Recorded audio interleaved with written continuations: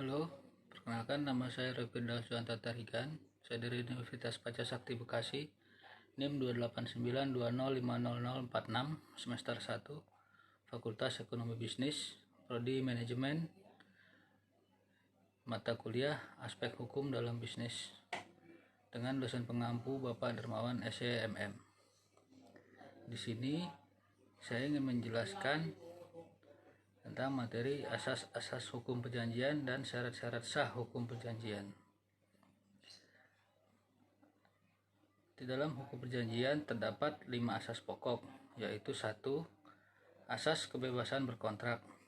Pengertian bahwa setiap orang dapat secara bebas membuat atau terikat dalam suatu perjanjian dan bebas menyepakati apa saja sepanjang itu tidak bertentangan dengan hukum dan kepentingan umum. Yang kedua, asas kepastian hukum, bahwa para pihak yang membuat perjanjian terikat untuk melaksanakan isi perjanjian tersebut sebagaimana keterikatannya untuk melaksanakan perintah undang-undang. Dengan kata lain, perjanjian tersebut adalah hukum yang memaksa bagi para pihak. Yang ketiga, asas konsensualisme atau kesepakatan, adalah bahwa tercapainya kata sepakat dari para pihak, maka pada prinsipnya perjanjian tersebut telah sah, mengikat, dan sudah memiliki kekuatan hukum.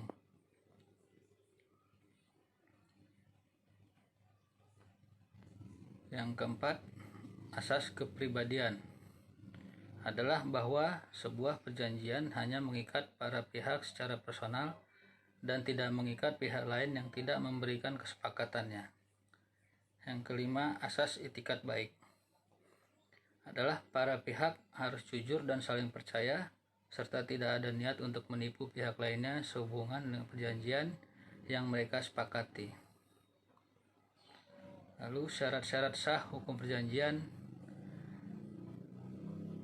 yaitu 1. Adanya kata sepakat bagi mereka yang mengikatkan dirinya.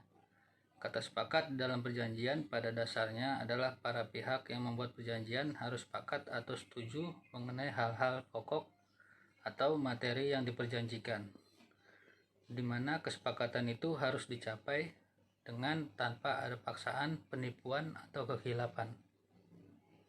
Yang kedua, kecakapan para pihak untuk membuat suatu perikatan. Syarat sahnya perjanjian yang kedua menurut pasal 1320 KUH Perdata adalah kecakapan para pihak untuk membuat perjanjian bahwa masing-masing pihak yang berkontrak harus ada unsur niat atau sengaja. Yang ketiga, suatu hal tertentu. Syarat sahnya perjanjian yang ketiga adalah dalam membuat perjanjian apa yang disepakati harus jelas. Pasal 1333 KUH Perdata ayat 1 menyatakan bahwa suatu perjanjian harus mempunyai pokok suatu benda yang dapat ditentukan jenisnya. Suatu perjanjian haruslah mengenai suatu hal tertentu. Berarti bahwa apa yang diperjanjikan yakni hak dan kewajiban kedua belah pihak. Yang keempat, suatu sebab yang halal. Syarat sahnya perjanjian yang keempat adalah tidak boleh memperjanjikan sesuatu yang dilarang undang-undang atau yang bertentangan dengan hukum, nilai-nilai kesopanan, ataupun ketertiban umum.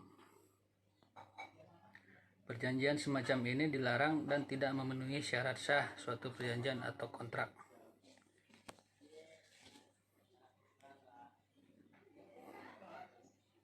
Baik, demikian penyampaian dari saya.